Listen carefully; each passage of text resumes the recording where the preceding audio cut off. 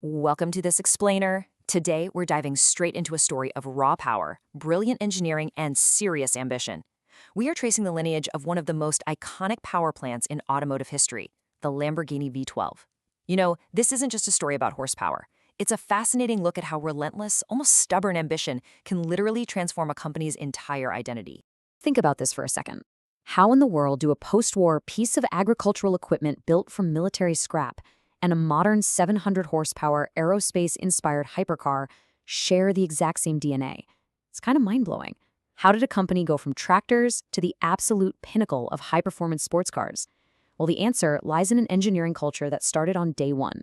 All right, part one, from tractors to supercars, those humble beginnings.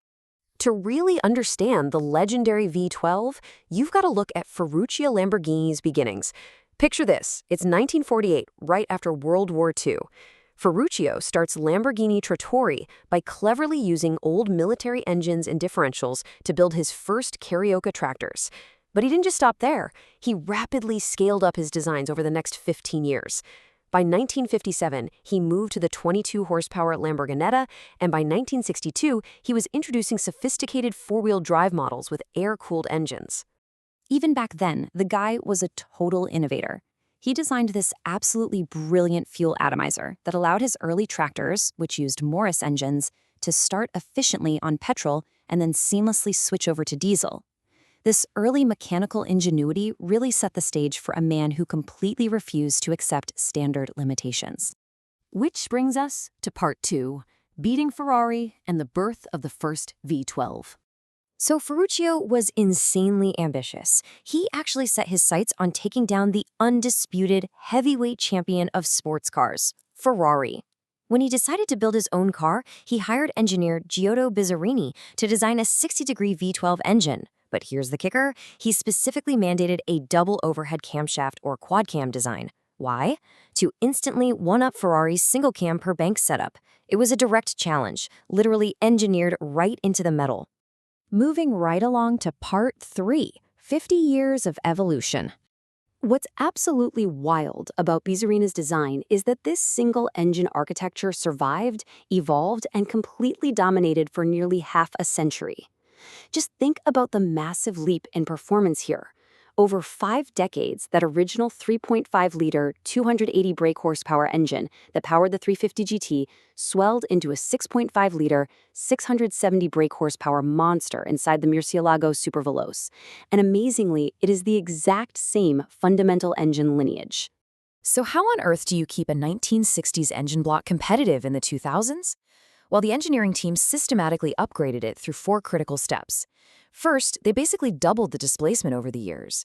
Second, they upgraded the cylinder heads from 2 to 4 valves per cylinder. Third, they modernized the fuel delivery, swapping out the old twin-barrel Weber carburetors for electronic multi-point fuel injection.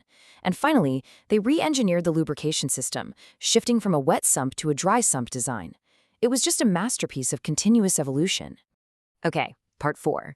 The Formula One experiment. This is a pretty wild detour. Right in the middle of all this glorious sports car history is a completely wild and honestly often overlooked chapter. In 1989, Formula One actually banned turbocharged engines. That opened a massive window of opportunity for naturally aspirated power. So Lamborghini commissioned former Ferrari designer Mauro Forghieri to build a 3.5-liter V12, dubbed the LE3512. It was widely considered to be the best-sounding engine on the grid, and by 1990, it achieved its first and only podium finish at Suzuka. But, it wasn't exactly smooth sailing. Despite sounding absolutely incredible, the engine was notoriously unreliable. It broke down all the time, prompting a pretty brutal assessment from 1990 Lotus F1 driver Derek Warwick, who famously summarized it as, all noise and no go. Ouch. But that leads to this legendary what-if moment in 1993. Bob Lutz, an executive at Lamborghini's then-parent company Chrysler, made a literal handshake deal with McLaren boss Ron Dennis. McLaren actually modified their current race car chassis just to fit this longer, heavier Lamborghini V12 for testing. And who was behind the wheel? None other than F1 legends, Ayrton Senna and Mika Hakkinen. During testing at the Silverstone and Estoril circuits, Senna gave direct feedback to Forghieri. He requested some very specific tweaks for a fatter mid-range and a slightly less brutal top end. Forghieri listened, and these adjustments pushed the engine to approximately 750 brake horsepower. The drivers were deeply impressed by the sheer power of the thing. And the speed was undeniable. Even though Mika Hakkinen experienced a massive engine blow-up during his test, the Lamborghini V12 lapped Silverstone a blistering 1.4 seconds faster than McLaren's current Ford V8-powered race car.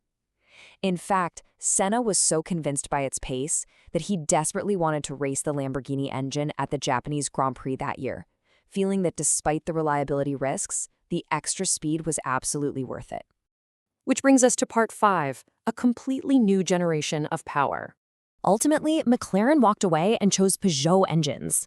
Fast forward a couple of decades, and Lamborghini, now under Audi's ownership, finally makes the huge decision to retire that original bizarrely-designed V12. For the 2011 Aventador, they knew they needed a revolution, so they built a brand new 6.5-liter engine, codenamed L539, completely from scratch. This clean-sheet design was a total revelation.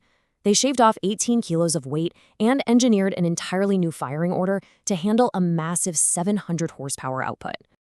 A huge piece of the puzzle for this new engine's magic was using what's called an over-square design. Basically, this means the cylinder bore is larger than the piston stroke, specifically a 95mm bore with a shorter 76.4mm stroke. Because the pistons don't have to travel as far up and down, this massive 6.5-liter block can safely rev incredibly fast, hitting its peak power way up at 8,250 RPM. And the payoff for that clean sheet design was monumental. While the legendary first generation maxed out at 670 brake horsepower, the new architecture opened up entirely new possibilities. The Gen 2 engine pushed up to a staggering 819 horsepower in the track-only Essenza SEV12, and Gen 3 iterations like the one in the Fenomeno pushed that boundary even further to 824 horsepower. They kept the visceral V12 spirit alive while rocketing power output into the stratosphere, and in doing so, they basically forced the entire industry to rethink what a modern hypercar should be. So, as we wrap up this explainer and look back at this totally unlikely journey, from fixing up military surplus tractors in a post-war garage to engineering the cutting-edge hypercars of today, it really leaves us with one lingering, provocative thought.